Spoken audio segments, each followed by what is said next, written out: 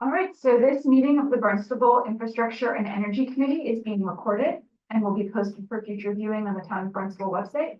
Under Massachusetts General Law, Chapter 30A, Section 20, anyone else desiring to make such a recording or transmission must notify the chair.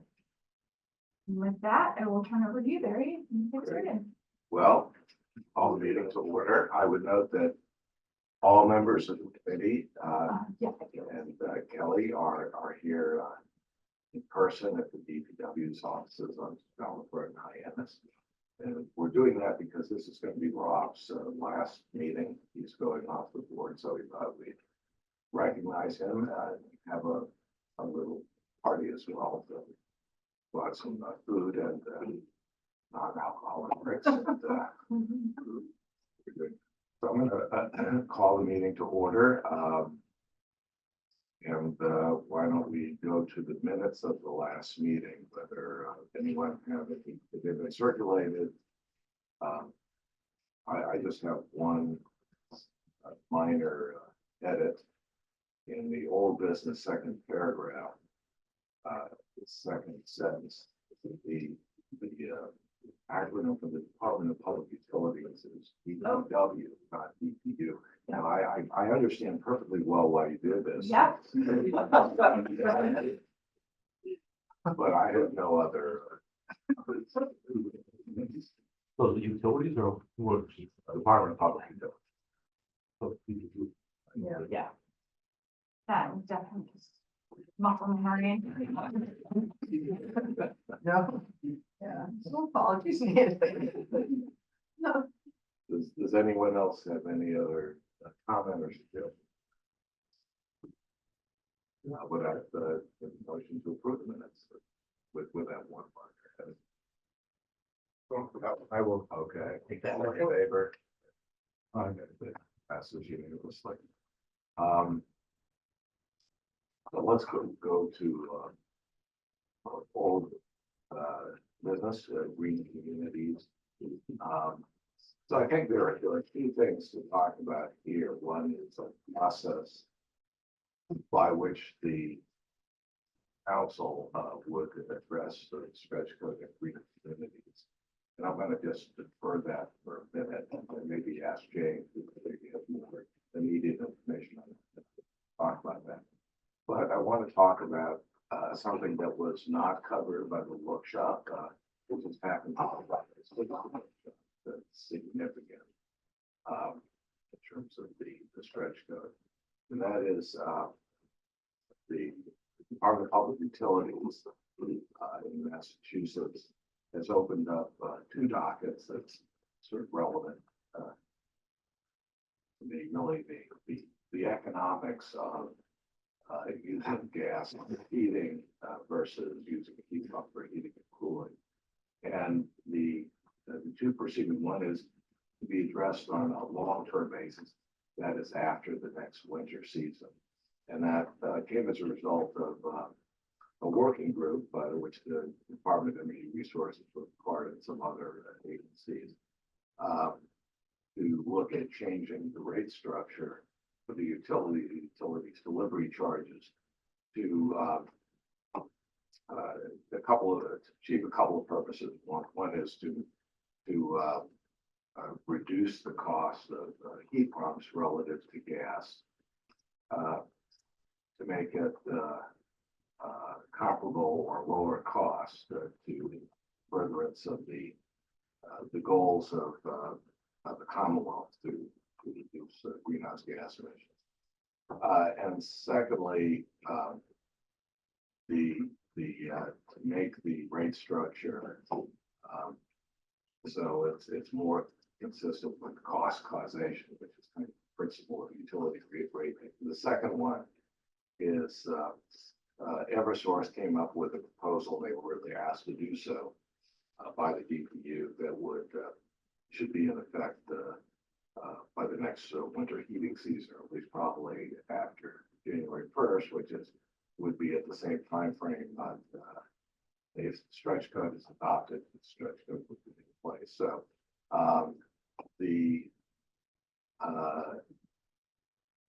so basically what they've done is to have seasonal rate structure that would have rates lower in the winter and higher in the summer rather than across the year. And so one of the reasons for that is we're winter peaking, we're a summer peaking utility system. And the heat pumps will require more electricity usage during the winter and less so in the summer compared to air conditioning use. And so this rate structure was deemed to be more consistent with the way costs are caused. And it would also serve the purpose of making the cost of electricity using heat pumps to be less than using gas and electricity together for air conditioning. So they came up with a proposal that's pending before the Department of Public Utilities. And according to Eversource's estimates, the cost of electricity compared to gas and electricity would be about 1% less. What the DOER, this other working group, is pushing for a more substantial reduction relative to using gas and electricity, but that would be that requires more work and would only go into effect really for the following year. So this is all very positive development, and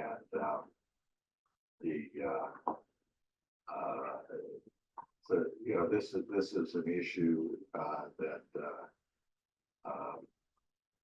was embedded in the DOER economic analysis of their consultants, which showed even though the cost of heat pumps really what the mass save incentives would be less in terms of the capital costs, the operating costs would be higher, and this development would make them about the same or less.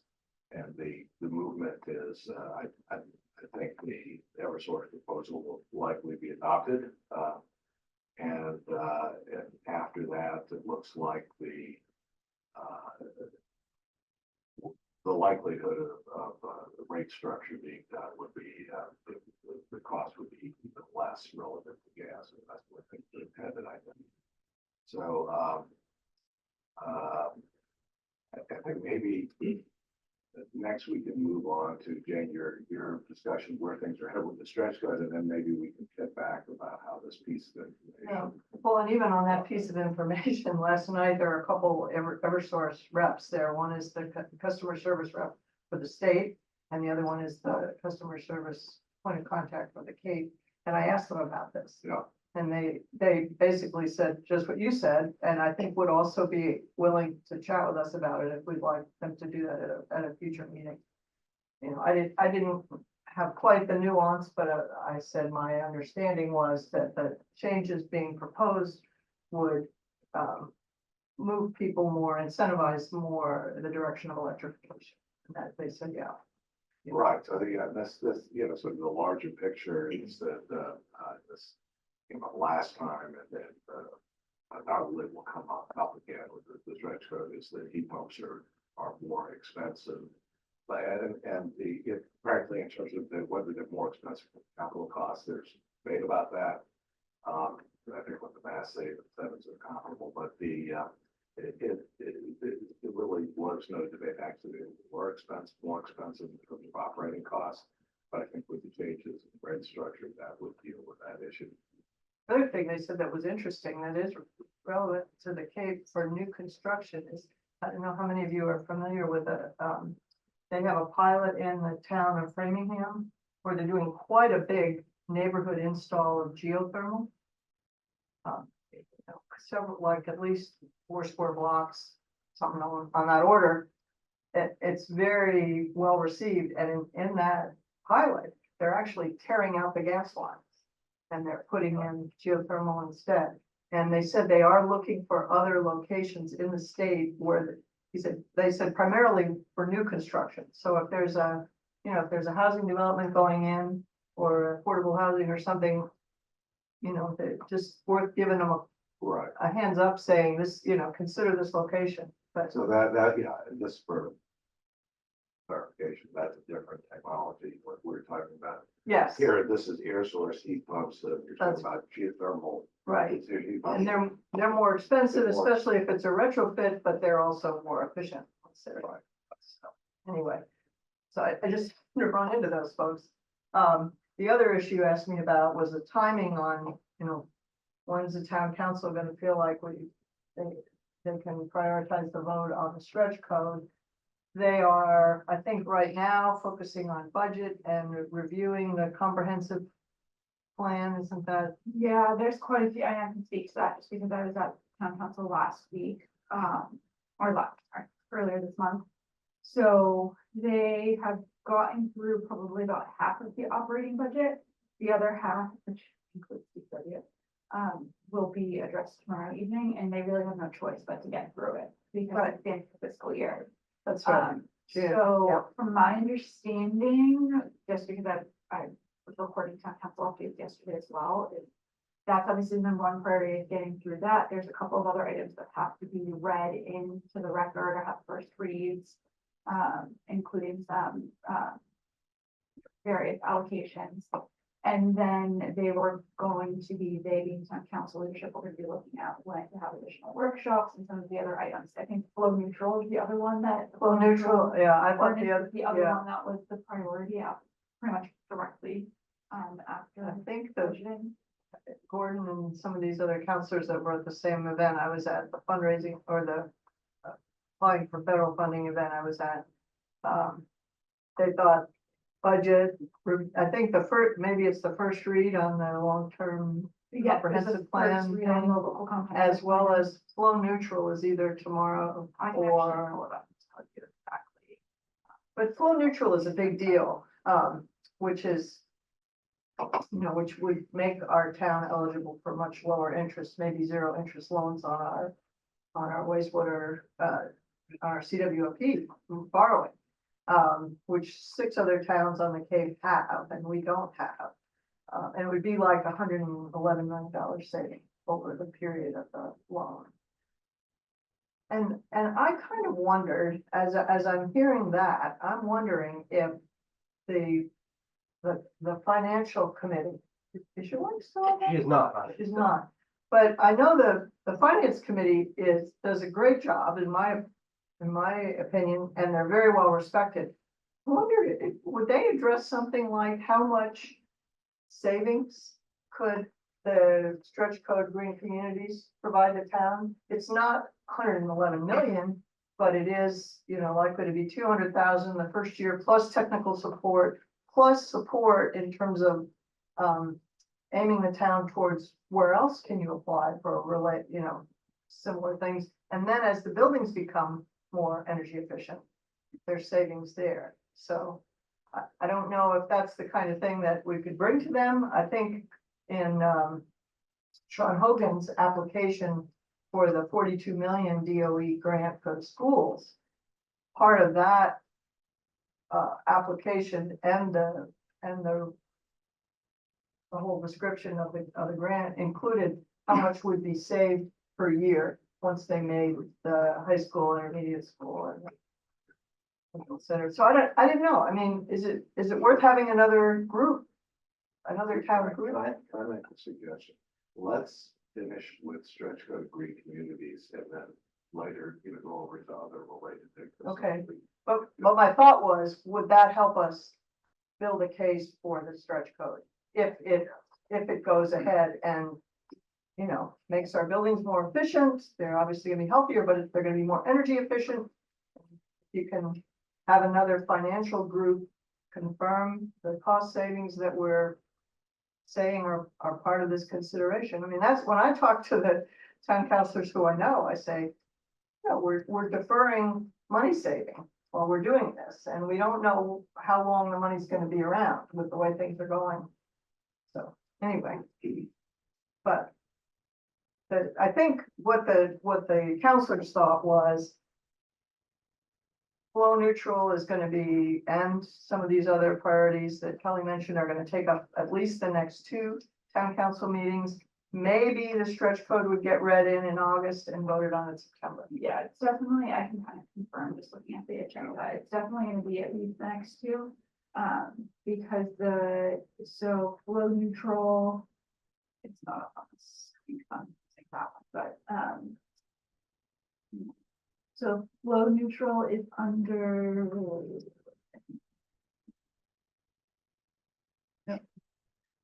It is new business as well, so amending the code. Refer to public hearing, so that's gonna get moved to the 17th. So the public hearing is where we just have to have all the commentary and discussion. So those tend to be the meetings where the conversations are more robust. This will be essentially a first read regarding the amending the ordinance. So the July 17th meeting, that will be a large discussion item, is flow neutral, and then the local comprehensive plan resolved to approve and adopt the first read is also tomorrow, which will be continued for a public hearing on the 17th. So I think the earliest you would see it would be whatever meeting is scheduled after the 17th. And that's, One in August and then they start up with two again. in September. Is that right? So there's one in July. I think so. We're talking about. well, there's two in July. There's, well, I guess, no, there's one in July, because tomorrow's technically still here. So yeah, one in July. So the earliest I could see this happening would be the 21st of August, that meeting, and it's just gonna depend on what you're gonna have to have a conversation ultimately, or have board and have a conversation. So maybe just to follow through, I'll follow through with board, but two things. One is the timing of this. And the second regarding, this, call it new developments in terms of rate design, how they influence everything that. Whether and how to bring that up. For the town council. It seems to me, and maybe you can clarify this, Kelly, depending on what you think, but it doesn't hurt to have a 2-minute comment on a public comment, Right. just to throw an issue up there and have it written into the notes, that this is a concern of the citizenry. It doesn't have to be from our committee, but, people are, and when I said something to Paula about the 2 week ago meeting, I said something about, don't forget the stretch code, Yes, I know. and Paula said, it's fine. This is new information relative. And so that's, Good. I think it'd be okay to have it as a public comment Right. and then say, if you want more explanation, we could give a little bit. What do you think? Yeah, I mean, I can't, tricky, because I can't necessarily advise, but Right, what I can say is from my experience, other organizations do this often. I've seen it with some of the civic associations where they'll come and they'll provide public comment once a month or at each town council meeting, just to make sure that certain issues stay top of Stay. mind. yeah, they just don't get buried. Definitely, yeah, a common thing, especially if it's being new information. Do that in my strategy for sure. Okay. All right, yeah, maybe I could just, my schedule, but I could do that But- tomorrow. Or the 17th, Don't forget, you can also join virtually. You don't have to be in person. either, and you if can that send helps. emails. You can send Yes, an email you to can the also- entire. The only thing I would say is if you are going to do that, yes, send, you can send to the entire town council. I would just make sure you clarify that you want it read in during public comment, because that came up at the last town council meeting, that something wasn't Some of the necessarily, emails weren't getting Yeah. read in. so if that's something you want. You can do that as well. Yeah, So and the there's the other, virtual option, there's sending it in and asking it to be read in. okay, and then just to matter, we need an ordinance, which their models for.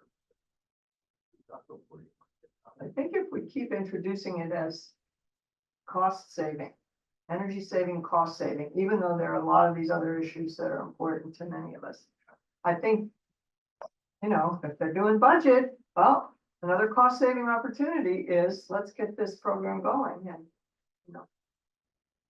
I think that that's the way to couch a lot of this stuff. Right, right. Okay, well, that's what I.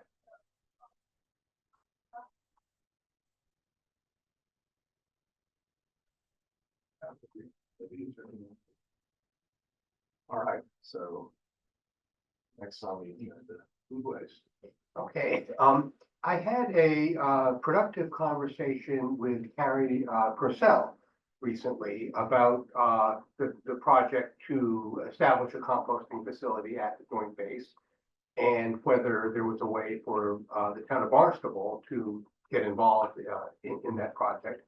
And Carrie said that very soon, and this was very soon a few weeks ago, so it should be, I think, very, very soon, she will be finally releasing her public report on that and opening it up for general comments from the public and from the towns that are already involved. And at that time, she will be asking for support from the Upper State towns that have been sort of the target of this all along. And I asked her why it was, these towns and as opposed to Barnstable. And what she said was it goes back to the report that was done by the consultant, I guess it's probably about 3 years ago now. November, whatever, yeah. Where they proposed, it was a report on solid waste, and the report identified food waste as the best target for reducing that. And what that report proposed was that 3 separate facilities be established, one for the Upper Cape, one for the Middle Cape, and one for the Lower Cape. And so the project at the joint base, consistent with that report, was meant to be the project for the Upper Cape, which is, I guess, the four Upper Cape towns. But Carrie said that if Barnstable is interested, that she doesn't see any reason why we couldn't or shouldn't be included in it. So what will happen when she issues her report? She will essentially be asking the 4 Upper Cape towns to support that, and she thinks there are 2 that are, she expects will be fully on board. 2 she's less certain about. I think I can't remember exactly which were which, but she said. But let me finish that. Yeah. Give me 1 second if you don't mind, John. Thank you. So it is 5:32 on June 25th, 2025. And we had some technical difficulties where we were kicked off of the Zoom recording. So we are going to resume recording the audio portion of this meeting. And John Solomon was discussing food waste. Yes, so I think where I left off was that after Carrie issues her report, she'll be looking for the towns to support it, and the ask, the commitment she'd be looking for from each individual town would be 6 hours per month of a town employee or representative to participate in discussions about the next steps and moving forward, and what she described as a nominal financial commitment of not more than maybe less than $10,000. So that's kind of the price of buying.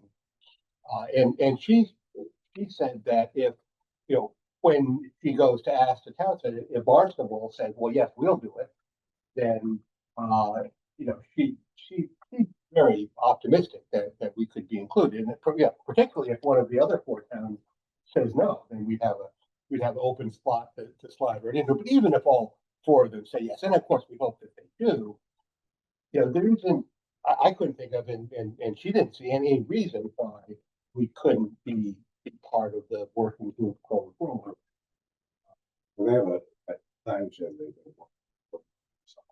Yes, yeah. I mean, I'm not sure exactly how far along she is and what her report. I saw a presentation.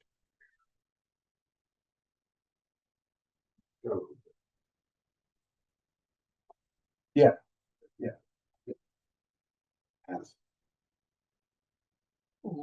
Right. It's not going to be huge. It would not be able to accept everything coming in.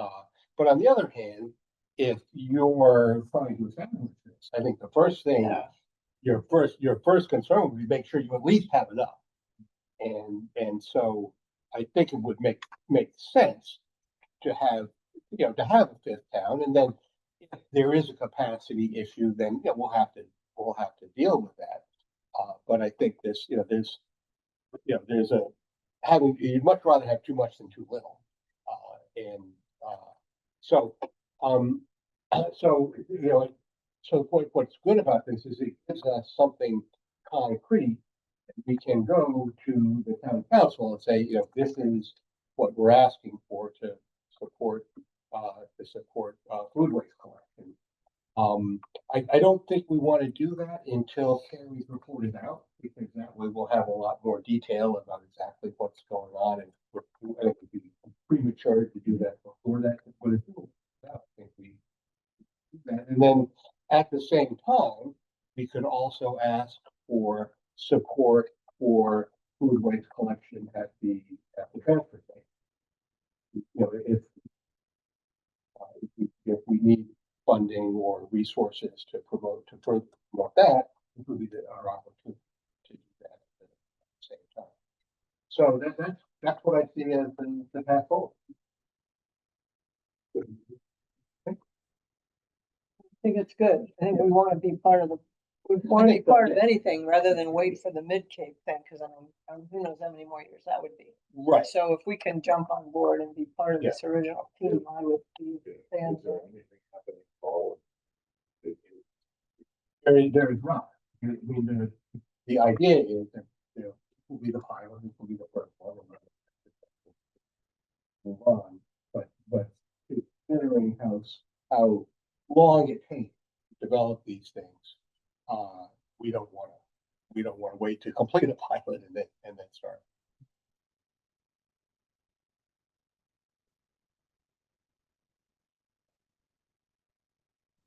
Good. Yeah, so I went at work and to see what materials we have from Sandy Neck, and we still have a lot from the public meetings, which I thought was a great purpose and retool if we do that day out in the field. So we have that ready to go. So perhaps I know Ron offered and Barry to maybe discuss logistics when things quiet down. So if you guys want to regroup offline about logistics of that, I think we. Yeah, one thing, I have a workshop. I think that would be. Yeah. That's great. I'll send both of you.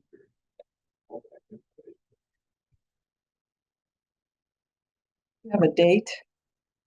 I think August would be probably fast, and at this point, we're almost to July, so while it's nice that people are still here, I can try to maximize the summer crowd. I think that's the best option. So I think if we can connect online, if you can make that connection, that'd be great. And then whoever here be willing and able to come. Yeah, I'm here in August. I may not be here in July, so Okay. That's better for me. We'll definitely do that. And then I think, kind of an interesting side note about the heat that we're currently seeing, and it's a growing concern locally. If you look at every hour of the day, we keep records of temperature, and this past heat, yesterday's heat, in Boston, 6 hours for the record, 24-hour span, which is pretty remarkable, pretty unheard of that one day, and climatologically our warmest month is a month away. So, And the 90 degrees was up into New Hampshire. Oh, 100 degrees. Was it? Except for not 100 degrees. Wow. But I mean, this area is pretty vulnerable since a lot of us don't have central air and area taking place population. Felt like Texas, felt Sure like did. San Antonio. So I think I bring that up because I think we could broaden it to a greater education of climate hazards and risks if we do this talk or this event at Sandy.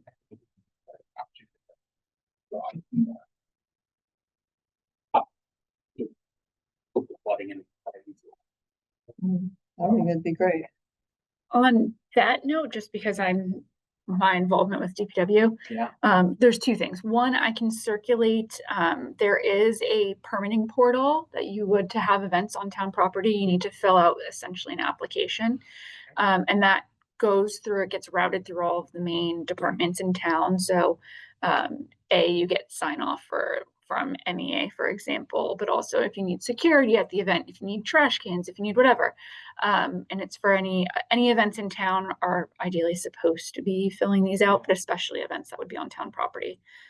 So that would be step one. I can send that link around because it's kind of buried. It's a bit difficult to find on the town website. Okay. And then the other thing is and I think you alluded to this in the last meeting, there is a coastal resiliency project that's going to break ground in the fall. Yeah. And we are targeting, I've been having discussions with the project manager of having an actual groundbreaking event for that. That would be geared towards, breaking ground on the construction, but just something to keep in mind if there's any synergy there as well. Definitely. Yeah, I mean, I know that's a little complicated since I think it's wood solar. Yeah. So, I mean, I don't see the conflict yeah. personally, No, because this isn't right, and this would be an educational thing that the committee is doing. But it's just something to keep in mind because that's something Amber, the project manager, Amber and I were discussing before she left for vacation. I will likely end up managing that groundbreaking event. So there could be some, Great. haven't done one of those here yet though, so it'll be. That's awesome. I'm not sure I have the energy to be coordinating it, but there's a national call for solar promotion. Standing up to climate change and fossil fuel being so well fortified by the current administration, but I'm pretty sure it's third Sunday in September is a national Sunday to focus on local and opportunities for solar PV. And we have a lot of big solar PV that I think a lot of residents don't realize, like at the transfer station and the community college and at the airport and on top of the schools. And I'm not sure how to encourage some kind of a tour or an awareness of that without being able to, volunteer 100%. But it just seems like that there's an opportunity for publicity there. And I think especially with the pushback against offshore wind power, one of the things that's come up in some of the community discussions, why don't we do more solar? And, and with all the heat, why don't we have more solar canopies over, places that need shade?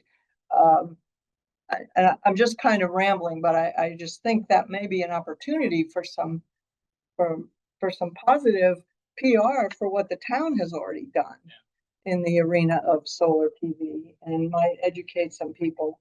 And I'm not quite sure how to go about that without saying I volunteer to pull folks together. But I know we did a pretty informal solar national tour led by our church, the Unitarian Church of Barnstable. It was 2019, and the airport jumped on board, and David Anthony put together a little brochure about all the solar that the town had done, and and then a number of the solar companies tapped some of their clients to see if they would be willing to have an open house. And on that solar tour, which is the first weekend of October, and it's been happening for 27 years, there's national advertising and marketing and notification that you can just plug into. You can just say this address, this day from these hours. And, we have an open house. And then if somebody wants to brag about what the town has already done, they have somebody there, or they have a poster, or they get one of the high school kids or a group of the high school kids. So I feel pretty strongly that we should be pushing back against all this extra push that's happening towards fossil fuels when we're having these crises. And I'm not quite sure what to do with that date or the first weekend in October, but it'd be kind of a neat thing to try to help promote. Is there anybody in the town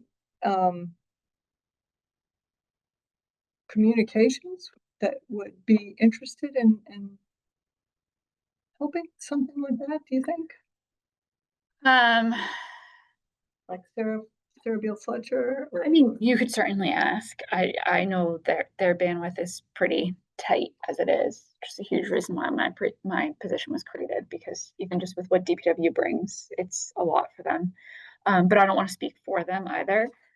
Sean may also be another great resource for you, just being his role as a sustainability manager, might be a great resource as well. So I think sometimes we don't broadcast positive things that are happening and that are under the radar. Yeah. I mean, I just with my TV background have done stuff for Woods Hole Group to cover some of the stuff and projects we're doing. I mean, I'm happy to shoot and edit stuff with drone with my good camera and stuff to put it out there. So that might be kind of cool if it wasn't hours and hours and tons of coordination. And I think, I don't know who's doing Cape Air's sustainability. Are you just looking at, are you just looking for like the video portion of it? Are you talking about, or? No, I would say having people, having it a video for people who want, but I think having people come to the facilities and like come to the high school and, maybe there's 2 hours in the morning, you can go to the high school and then you can go to the airport and then you can go to the community college and see some of this stuff and get, have the simple numbers. Like we've got, the airport was the biggest solar installation in the state for a while. Yeah. And the community college has gotten awards for being. Well, so if you were looking to do like educational content, so videos, Barnstable Government Access could certainly do that. And I would probably recommend that Sean is the one to initiate those conversations because it makes sense with his sustainability role where he can propose that. Whereas if I proposed it, I'd be proposing it on behalf of the committee, and I'm not really sure, how that works. I mean, I can ask Sarah too. But that is what they're ultimately there for. Like when we need videos from DPW, although we are going to be creating some of our own content as well, we do storyboard it. We send, we kind of lay it out and then we look for what their availability is to help film it. It may be something where Sean can kind of take the lead on that. If it's something he'd be interested in, maybe it's a conversation you have and we can bring him into a meeting. But there is the capability and there are the resources. My thought is there's got to be some kind of approval. There's got to be some involvement from the key town staff, like Sean, probably. Right. But David Anthony did this for us. I mean, we were just asking on behalf of our church that was setting this up, and he got tremendous thanks from people like Gordon and others who've said, "Wow, we just never saw a little package like this before." And sometimes, I can remember my Air Force days, you come to work, you think you're going to get one thing done and you end up, doing all this other stuff that people dump on you. But a lot of times there's so much good happening that people don't know about. And if they realize that at the town level, we're saving such and such from solar and we're planning to do this much more, it gives the companies a chance. Well, if you notice any more, I think it would be more on. Yeah, the town was add on.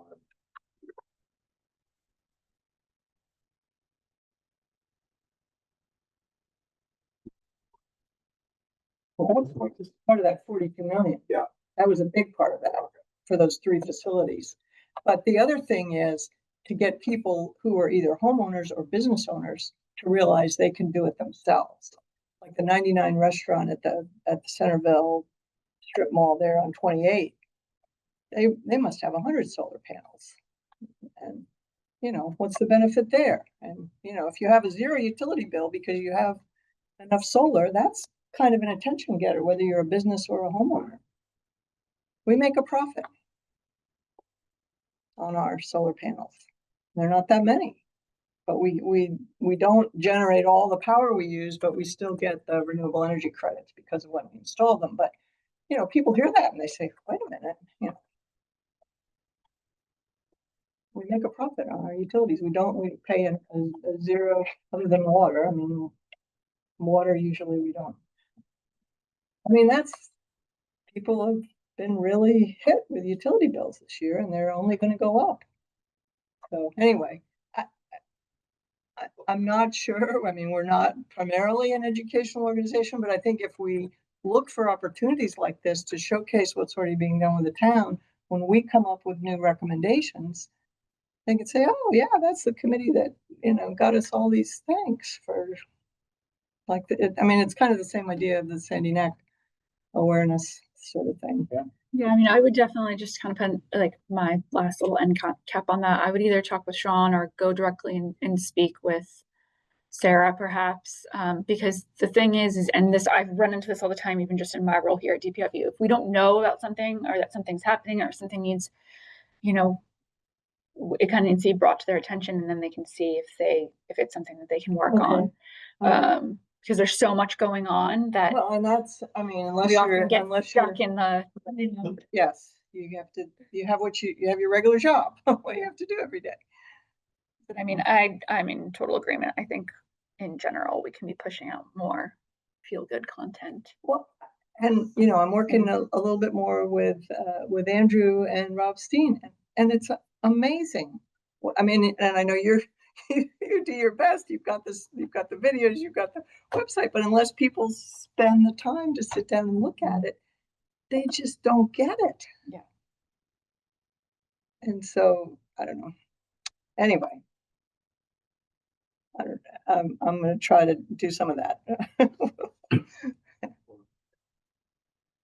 I'll look into it.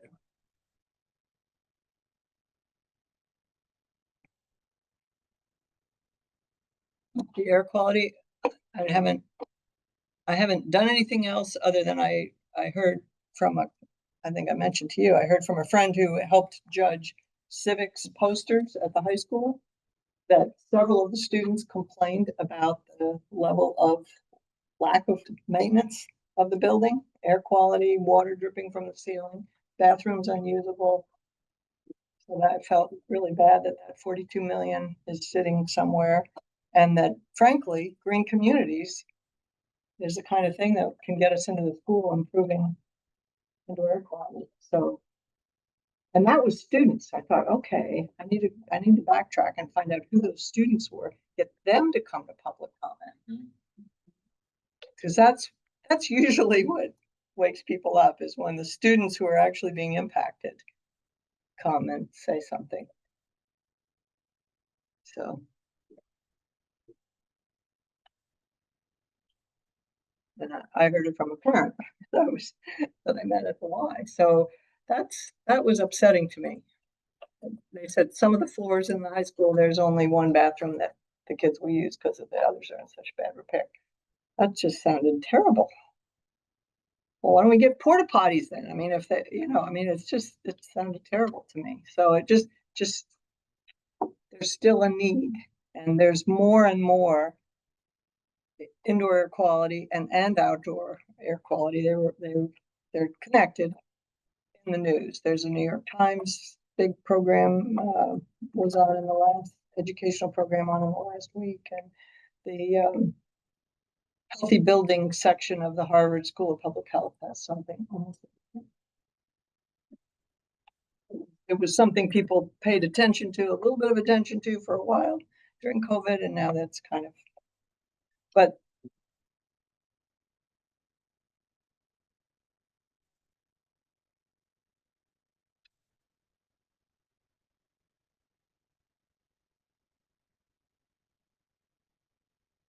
well, it's an ongoing issue. I have a colleague who's in India at an international indoor air quality conference right now, and India's in real trouble because their outdoor air is so bad, and then it's usually worse indoors. Well,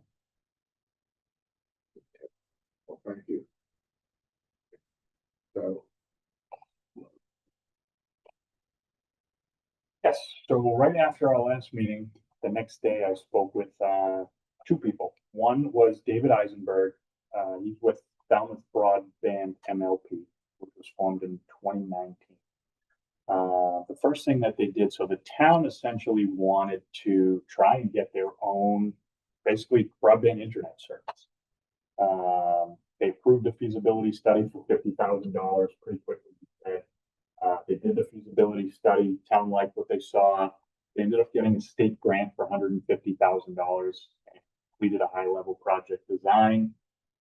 They ended up, and I think I mentioned this last time, was the only tidbit I had from him at that point. They ended up getting a bid from a private company who was basically going to build out and maintain a private town of Falmouth broadband network, but the deal kind of fell apart.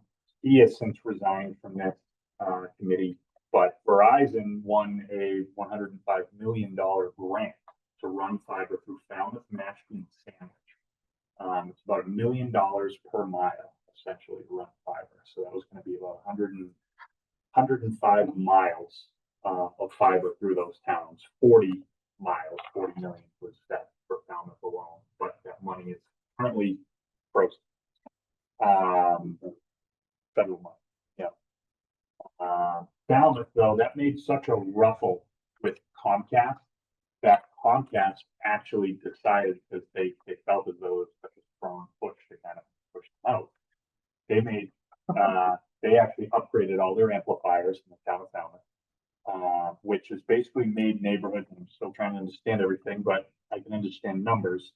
It made neighborhoods go from 128, was basically the size that a line would feed, down 64. So it's split, so speed would increase. They do have some fiber in Falmouth, so basically it would be fiber down the street, and then it would split off the coax, which is pretty common. So if you actually look at I was trying to find one. If you look at a map, a Comcast service map, like Falmouth is like glowing yellow compared to the rest of the state, the rest of the Cape rather, which is mostly kind of red. So they've gotten a boost in an inadvertent way, essentially. You know, they're trying to make their own. Exactly, and they've increased it. So they've the best service on the Cape for Comcast now. Last summer Comcast came through our neighborhood and upgraded. They said they went from 5 gigabit to 10 gigabit switches, so. Yeah. They call it Falmouth. It's between 28 and Old Stage. I then spoke with Brian McCarter, who is quite the internet guru for the Cape. He does a lot with the Cape Cod Technology Council, but he's on the Bourne Cable Internet Telecom, one of the most well-spoken people on this subject. He said that federal money is still coming in.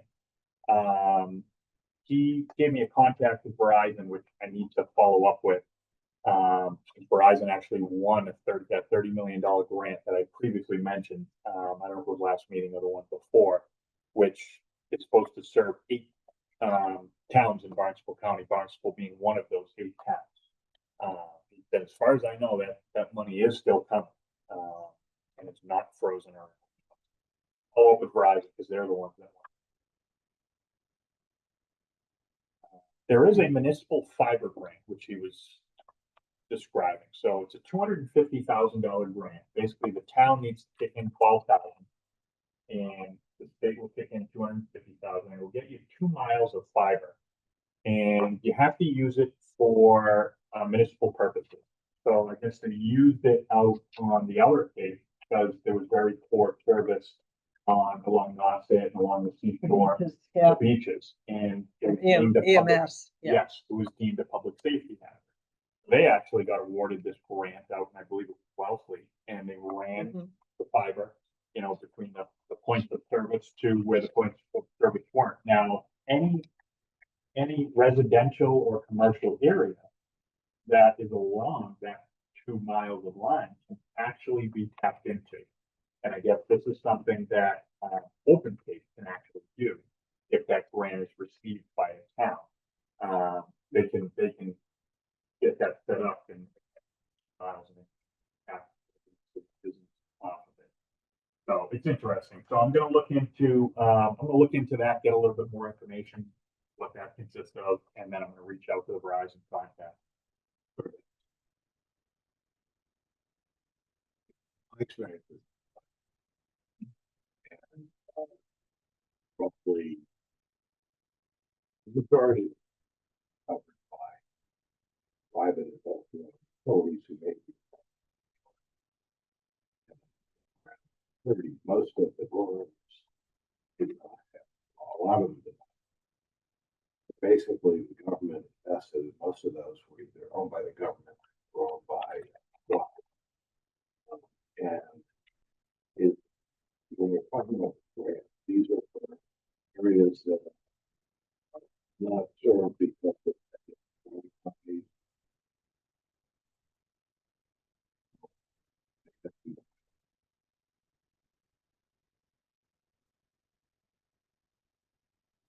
Yeah, I mean, like I mentioned last time, because I was reading over the last one, 30% of Barnstable residents are served.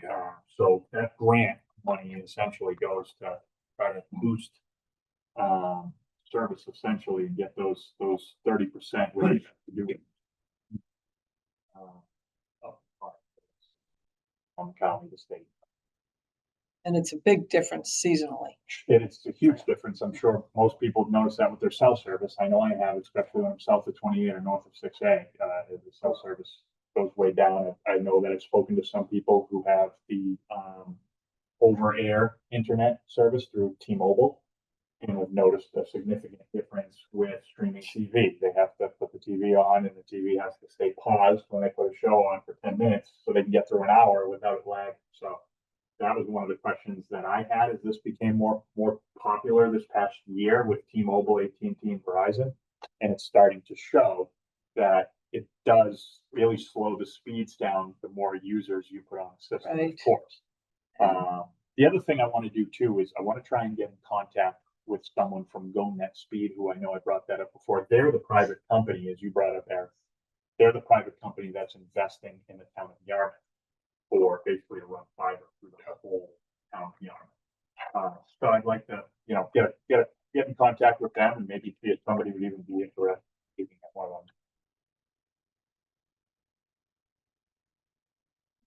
them. But that's what I have. I've joined a lot of, I joined the mass broadband portion at state level. Then tapping into all resources that David and Brian gave to me. An industry kind of leader, and then two of them, Color and Heckman is one.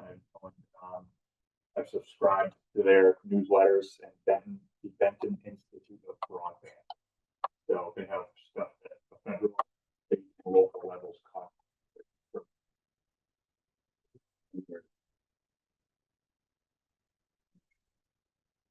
Yeah. Yeah. I mean, obviously they're concerned with, like you said, the competition kind of coming in and taking over. I know that town of Falmouth was trying to eliminate it altogether. I don't know if you could actually eliminate it. And just force everybody on the town one, but to have that alternative, which is why I've taken such an interest in that, because there's not many alternatives. Yeah, it would be a good idea too. Funny, when we lived side story, when we lived in Norwood, they have their own utilities, right? They have people, their internet. And I worked for NBC. So they had to find the line where Comcast was running, and the poor guy had to run miles of cable to our house because we got free. We weren't going to give that, perk up. This guy had to run it all the way to our house and down the place. So I don't think it'll ever go away. Right. It'll still have spots to connect to.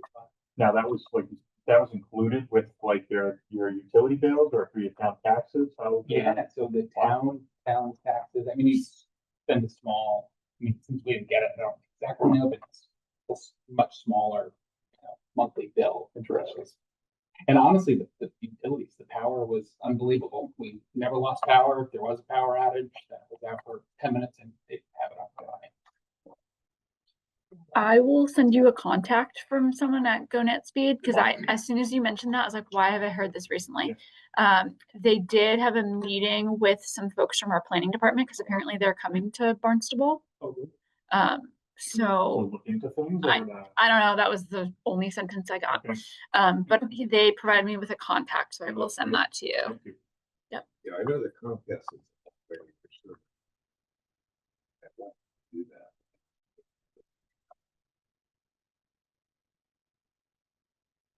that. Never get a real person. I know. It's not for sure. Great. Well. But that's the old one.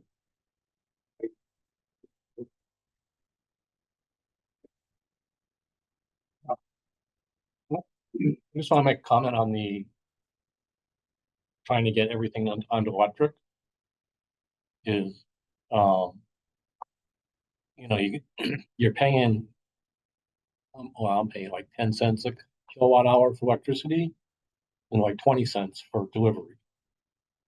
And that's unreasonable to me. And so, to me, delivery is a fixed cost. And the infrastructure's been there for years, so I'm not sure where all that money is going.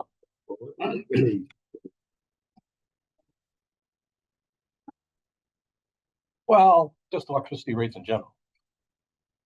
Well, yeah, so I mean, you can, if you want to drop the charge for your heat pump from 10 cents to 8 cents, my overall bill is only going down 2 cents. yeah, it's a little, Apologize, but I have another it's a meeting little more, starting but right now. only kind of.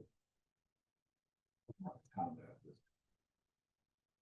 Whole electric system piece, most of the investment on transmission is made. Right, I understand that. So, will be heat pumps are different. Sure.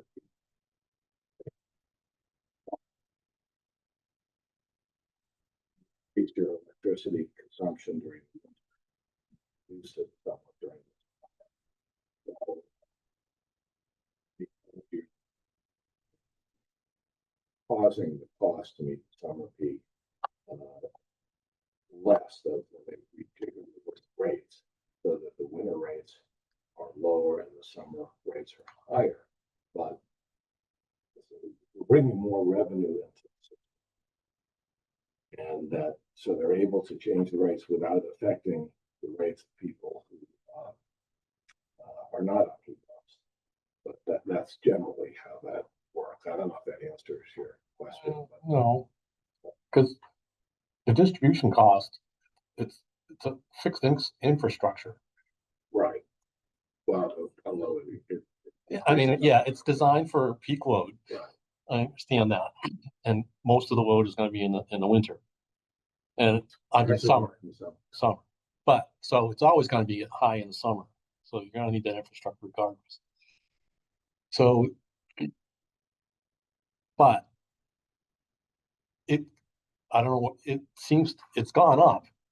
The distribution costs gone up every year, and my electricity costs stayed relatively constant. The generation cost. Yeah. Yeah, that goes up. And you can choose that. You don't have a choice on your distribution. You are stuck. That's Yeah. So, you know, But if it's a problem if the rates are high.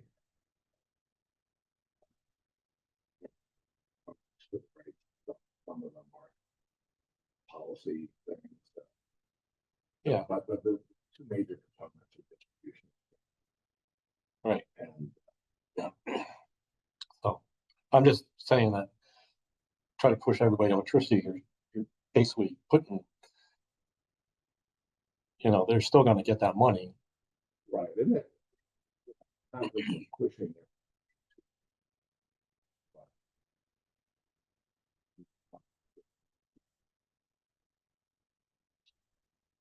More people.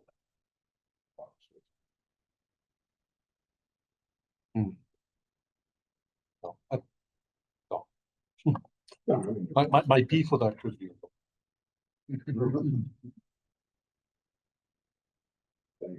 well,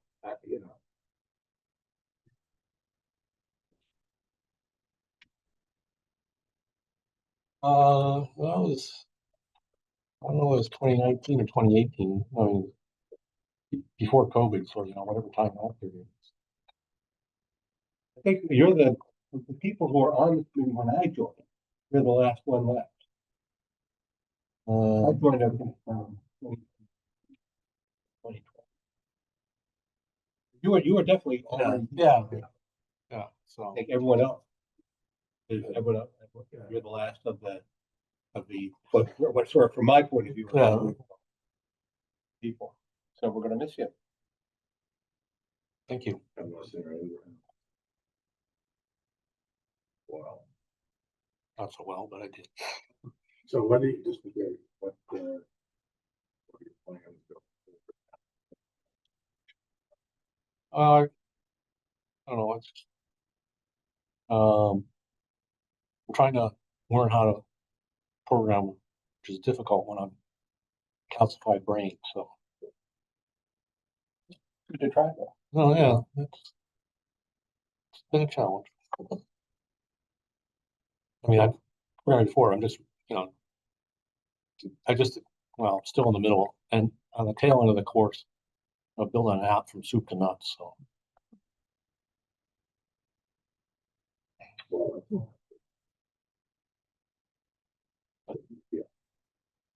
You know,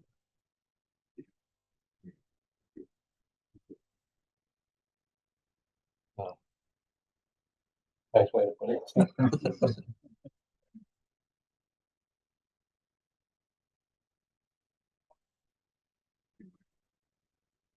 just want to thank you for on the committee and, bless you and, best luck in the future. Thank you. It's been fun working with you. I did not do the whatever I was supposed to do for the up my, Oh, yeah, whatever the training is or. Yeah. Yeah. they kept sending me notes and I kept ignoring. Yeah. I haven't done my IT training yet, so don't worry about it. Yeah. I'm I probably shouldn't say that in the recording, but Delete. So I get kicked off Zoom. yeah, So, exactly. So we should talk about the meeting schedule. Yeah, so the only reason I brought that up is because on the town website, on the committee page, the last meeting it shows is today's, and I'm wondering if I know it was on maternity leave when you all kind of outlined the schedule with Chris. So I think it's because he just hasn't. No, there's a reason. They were.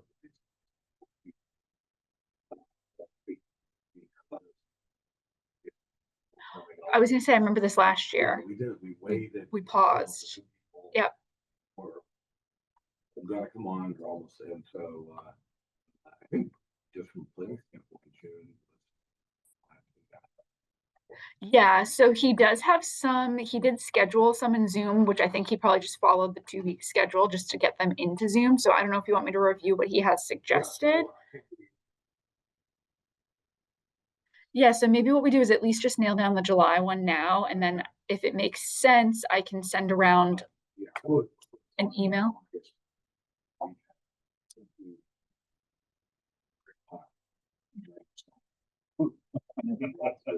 Yeah, well, I mean, we can look at the July and August dates, and then I can send around an email to kind of Okay, yeah, we maybe what's proposed for the rest of the year after that. Okay. and if you want to start with suggest.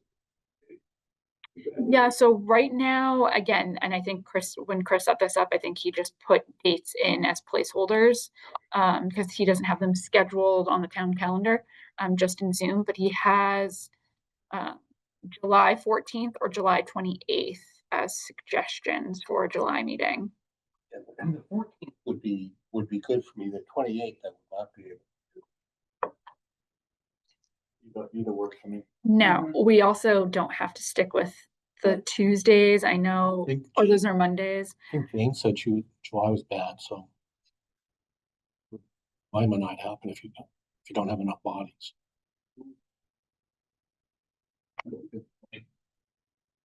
Down. Well, four is. Yeah, 4 would be a quorum. Yeah. Let's wind up on We don't, These are pretty full when I was joining. Figured there was a line out the door. Had to get out there and do some recruiting.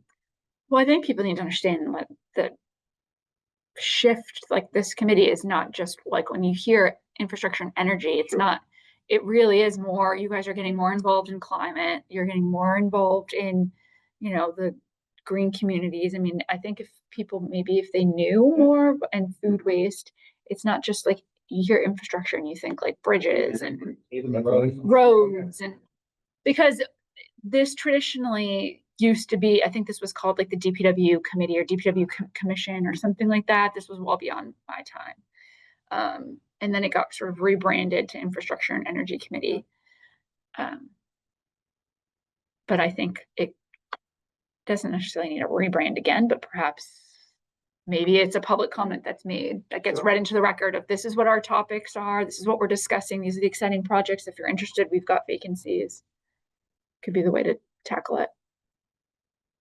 Yeah, why don't we save that for that's a good topic.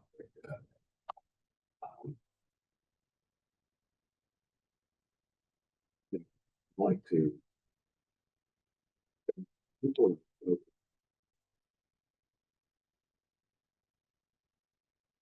That could be interesting. Yeah.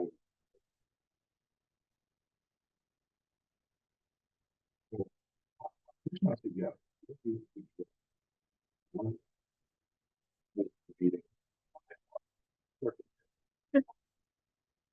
And then 2 meetings for the year. And well,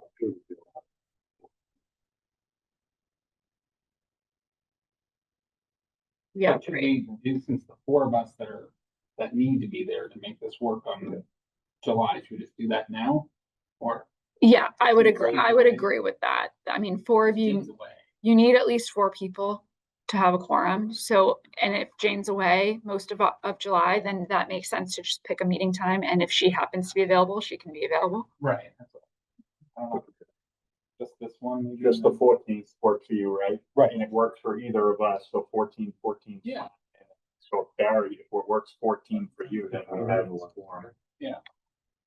I said 28th was good, John. No, the 20th, I can't do it. Oh, okay.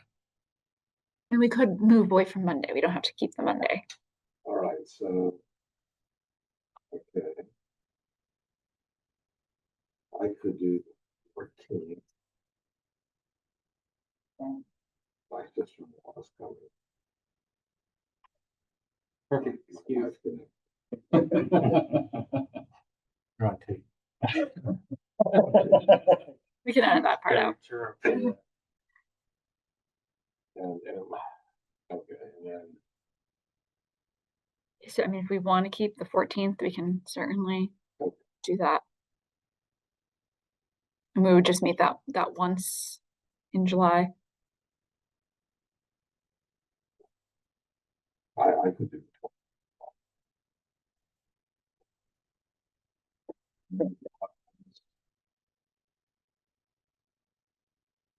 What were the proposed dates? Chris had in here August 11th or August 25th. Either.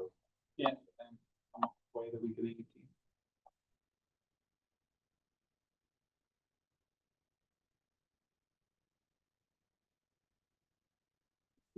Yeah. Wow. On which date? Yeah, I mean, my suggestion would probably be to do the 11th because the next town council meeting after that would be the 21st, and that would be potentially when there would be some freedom in the schedule for them to discuss other things. Okay. And then I can circulate proposed dates for the, yeah.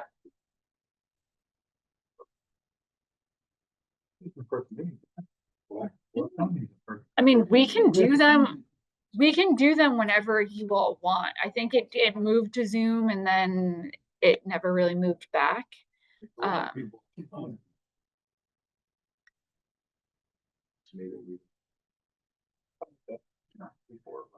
would be kind of more inclined in the summer There's to do the always- Zooms. It's kind of, that's kind of when there's more stuff going on and, then, if we, I mean, for me, I find the Zoom convenient. But it's nice to meet in person once in a while. But my sort of thought would be to do that. Spoken by someone. Yeah. Yeah. Yeah, I mean, they're always going to be, besides what happened today, they'll always be on Zoom as well. So.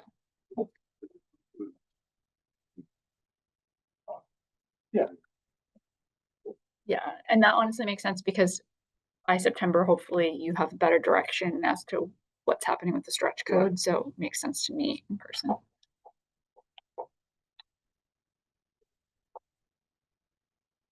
All right, And both are gonna snap. Everybody else. oh, you have to actually have a motion to adjourn as well. Motion. I move to adjourn. I can do that. All in favor? I move to permanently adjourn.